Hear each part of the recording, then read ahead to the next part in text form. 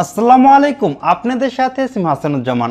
আজকের এই ভিডিওতে আমরা দেখব অ্যাডোবি প্রিমিয়ার প্রো দিয়ে কিভাবে কল আউট টাইটেল ক্রিয়েট করতে হয়। তারপর আমরা দেখব কিভাবে এই টাইটেলটাকে একটি মুভিং অবজেক্টের সাথে মোশন ট্র্যাকিং করতে হয়। So let's started. এই ভিডিওতে আমরা কল আউট টাইটেল ক্রিয়েট করব আর মোশন ট্র্যাকিং করব। আর আমরা প্রথমে কল আউট টাইটেলটা ক্রিয়েট করব। তার জন্য আমরা উপর থেকে ফাইলে চলে আসি, এখান থেকে নিউ থেকে লেগেসি টাইটেল এখানে ক্লিক করবেন। তারপর এখান থেকে সেম সেটিং রেখে ওকেতে ক্লিক করবেন। এখন এই ডিসপ্লেটাকে একটু বড় করে নেই যাতে করে কাজ করতে সুবিধা হয়। এখান থেকে আমরা এই শেপটা সিলেক্ট করব। এখানে আমরা একটা শেপ নেই। এই শেপটি নেওয়ার পর এখান থেকে টাইপ টুলটি সিলেক্ট করি আর এখানে আমি টাইপ করব কল আউট টাইটেলস। কন্ট্রোল এ দিয়ে পুরো টেক্সটটাকে সিলেক্ট করব। তারপর আমি এখান থেকে ফন্টটা চেঞ্জ করব। আমি এখানে ফন্টে অ্যাড করব ওপেন সেন্স। তারপর নিচে দেখতে পারবেন যে ফন্ট স্টাইল, এখান থেকে আমি দিয়ে দিব এক্সট্রা বোল্ড। তারপর নিচে থেকে ফন্টের যে সাইজটা আছে এটাকে আমি বড় করে দিব। আমি এখানে দিয়ে দিই 150। তারপর নিচে দেখতে পারবেন যে ফিল, এখান থেকে আমি এই টেক্সটার কালারটা চেঞ্জ করব। এখান থেকে ব্ল্যাক কালারটা সিলেক্ট করে দিই। এখন আমি এখান থেকে সিলেকশন টুলটা সিলেক্ট করি আর এই টেক্সটটাকে ধরে উপরে নিয়ে আসি। এখন নিচের শেপটা সিলেক্ট করব আর টেক্সটার সাথে অ্যাডজাস্ট করে নেব। এখন আমরা আবার টাইপ টুলটি সিলেক্ট করব, আবার এখানে ক্লিক করব। এখানে আমি টাইপ করব মোশন ট্র্যাকিং। কন্ট্রোল এ দিয়ে পুরো টেক্সটটাকে সিলেক্ট করব। তারপর এখান থেকে ফন্ট স্টাইলটা চেঞ্জ করব। এখান থেকে আমি দিয়ে দিব সেমি বোল্ড। তারপর এখানে দেখতে পারবেন যে ফন্ট সাইজ, এখানে আমি দিয়ে দিব 90।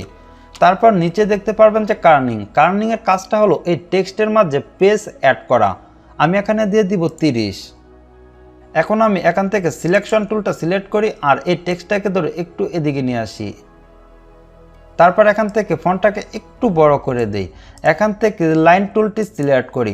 তারপর এখান থেকে এই পর্যন্ত একটি লাইন নিব আর এই লাইনটি নেওয়ার সময় আপনারা অবশ্যই কিবোর্ড থেকে শিফট প্রেস করে নেবেন যাতে করে লাইনটা একদম সোজা থাকে। এখন আমরা এই লাইনটি মোটা করার জন্য এখান থেকে আমি 15 দিয়ে দিই, একটু মোটা করে নেই। এখন আমি সিলেকশন টুলটি সিলেক্ট করি। এখন দেখতে পাচ্ছেন যে লাইনটি মোটা আছে। এখন লাইনটিকে একটু নিচে নিয়ে আসি। আমরা আবার লাইন টুলটি সিলেক্ট করব। তারপর এই জায়গা থেকে একটি লাইন নিব। এই জায়গা থেকে একদম সুন্দরভাবে এদিক থেকে একটু নিচে নিয়ে আসি। এতটুকু রাখার পর আমরা আবার এখান থেকে এটা মোটা করে দিব 15। এখন দেখতে পাচ্ছেন যে এই লাইন আর এই লাইন খুব সুন্দরভাবে অ্যাড হয়েছে। এখন আমরা এই শেপটি সিলেক্ট করি, এখানে একটি গোল বৃত্ত নিব। আর আপনারা এই গোল বৃত্তটি নেওয়ার সময় অবশ্যই শিফট প্রেস করে নেবেন যাতে করে এই গোল বৃত্তটা গুলি থাকে 100%, যাতে করে আঁকা বাঁকা না হয় আর কি। এখন দেখতে পাচ্ছেন যে এটা ফিল আছে, আমি এটাকে ফিল অফ করে দিব। ফিলটা অফ করে দিয়েছি। এখান থেকে আমি স্ট্রোকটা অ্যাড করে নিব। স্ট্রোক এখানে আছে ব্ল্যাক কালার, আমি এখানে দিয়ে দিব সাদা কালার। এখন দেখতে পাচ্ছেন যে স্ট্রোকটা অ্যাড হয়ে গেছে। এখন সিলেকশন টুল দিয়ে সিলেক্ট করে এই মাথাটার সাথে মানে এই লাইনটার সাথে এই গোলবৃত্তটা অ্যাড করে নেব। আমরা আবার এই শেপটি সিলেক্ট করব। আবার এখানে অনেক ছোট একটি গোলবৃত্ত নিব। এটার যে স্ট্রোকটা আছে এটা অফ করে দিই। এখান থেকে ফিলটা অন করে দিই। এখন আমরা সিলেকশন টুলটি সিলেক্ট করি আর এই গোলবৃত্তটাকে একদম ওইটার মাঝামাঝি নিয়ে আসি। কল আউট টাইটেলটা ক্রিয়েট করা কমপ্লিট হয়ে গেছে। এখন আমরা এখান থেকে ক্রস দিয়ে কেটে নিই। এখন টাইটেলটি টাইমলাইনে নিয়ে আসি। 1 সেকেন্ড থেকে টাইটেলটি অ্যাড করব। টাইটেলটি লাস্ট পর্যন্ত অ্যাড করে নিব। এখন একটা জিনিস দেখতে পাচ্ছেন যে গাড়িটি অনেক দূরে আর অনেক ছোট আর টাইটেলটি অনেক বড়। আবার শেষে দেখতে পাচ্ছেন যে টাইটেলটি সেম আছে আর গাড়িটা অনেক কাছে এসেছে আর গাড়িটাকে বড় মনে হচ্ছে। সেজন্য আমরা ভিডিওর একদম লাস্ট পর্যায়ে চলে আসি। লাস্ট পর্যায়ে আসার পর এখান থেকে ইফেক্ট কন্ট্রোলসে চলে আসি আর এখান থেকে টাইটেল লেয়ারটি সিলেক্ট করার পর এখান থেকে স্কেলটা বাড়িয়ে দিই। আমি এখান থেকে দিয়ে দিব 110। এখন দেখতে পাচ্ছেন যে টাইটেলটা একটু বড় হয়ে গেছে আর এখান থেকে দেখতে পারবেন যে অ্যানিমেশন ঘড়ি আইকন এটা অন করে দিবেন। আমরা এখন একদম ফার্স্ট ফ্রেমে চলে আসি, মানে 1 সেকেন্ডে চলে আসি। এখান থেকে স্কেলটা কমিয়ে দিই, আমি এখানে দিয়ে দিব 20। এখন দেখতে পাচ্ছেন যে টাইটেলটি অনেক ছোট আছে, সেজন্য এখান থেকে মোশনে ক্লিক করি আর টাইটেলটি ধরে এদিকে নিয়ে আসি। কাজ করার সুবিধার্থে ফিটে ক্লিক করে এখান থেকে 100% জুম করে নেই। এই অংশটাকে আমরা ট্র্যাকিং করব, সেজন্য এই টাইটেলটাকে ধরে এদিকে নিয়ে আসি। ইফেক্ট কন্ট্রোলস থেকে পজিশনের যেই অ্যানিমেশন আইকন আছে মানে ঘড়ি আইকন এটা অন করে দিব। এখন আমরা এই টাইমলাইনটাকে একটু জুম করে নেই। আমরা এখন গাড়িটার এই অংশটাকে ফোকাস করে টাইটেলটাকে ট্র্যাক করব। আপনি ফ্রেম বাই ফ্রেম ট্র্যাক করতে পারেন, আবার 5টা ফ্রেম পরপরও ট্র্যাক করতে পারেন। আর আমার কাছে মনে হয় যে আমরা যেহেতু গাড়িটাকে ট্র্যাক করছি সেক্ষেত্রে 5টা ফ্রেম পরপরই ট্র্যাক করা ভালো হবে, মানে কাজটা করতে সুবিধা হবে। আর একসাথে 5টা ফ্রেম দূরে চলে আসার জন্য আপনারা কিবোর্ড থেকে শিফট রাইট অ্যারো কিটা প্রেস করলেই 5টা ফ্রেম দূরে চলে আসতে পারবেন।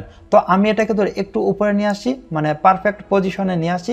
এখন আমি আবার কিবোর্ড থেকে শিফট রাইট অ্যারো কিটা প্রেস করি। এখন দেখতে পাচ্ছেন যে আবার 5টা ফ্রেম দূরে চলে আসছে। টাইটেলটাকে একটু উপরে নিয়ে আসি। আমরা এখন 5টা ফ্রেম পরপরই টাইটেলটাকে ট্র্যাক করব।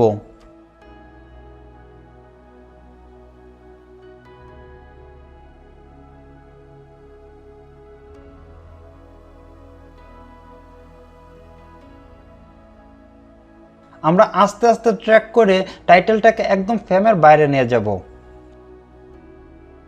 পুরো ভিডিওটাতে টাইটেলটা ট্র্যাক করা কমপ্লিট হয়ে গেছে।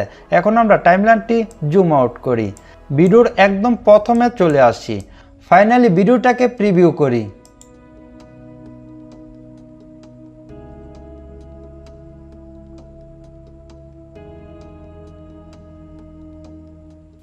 আই হোপ আজকের এই ভিডিওটি আপনাদের কাছে ভালো লেগেছে। ভিডিওটি ভালো লেগে থাকলে অবশ্যই লাইক করবেন, আর কেমন লেগেছে সেটা কমেন্টস করে জানাবেন। আপনার যে কোনো সমস্যার সমাধান পেতে আমাদের ফেসবুক গ্রুপে জয়েন হতে পারেন। আর এই চ্যানেলে যদি আপনি নতুন হয়ে থাকেন তাহলে অবশ্যই চ্যানেলটি সাবস্ক্রাইব করে পাশে থাকা বেল আইকনটি প্রেস করে দিবেন।